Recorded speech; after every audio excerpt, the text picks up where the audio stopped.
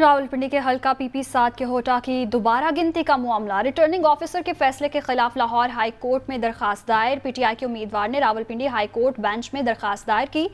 Justice Shams Mahmood Mirza की election commission से रुजू करने की हिदायत, दरखास्त निपटा दी गई। तो रावलपिंडी के हल्का PP7 के होटा की दोबारा गिनती का मामला है। रिटर्निंग ऑफिसर के फैसले के खिलाफ लाहौर हाई कोर्ट में दरखास्त दायर।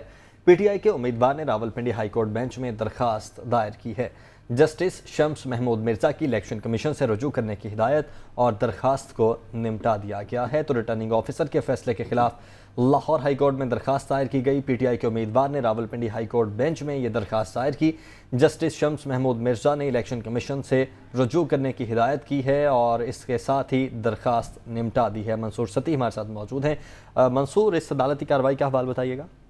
जी बिल्कुल, PTI के उम्मीदवार हैं कर्नल रिटायर शबीर अवान, जिन्होंने रिटर्निंग ऑफिसर का जो फैसला था हल्का PP7 के, उसके खिलाफ लाहौर हाई कोर्ट पिंडी बेंच में रिट दायर की थी अपने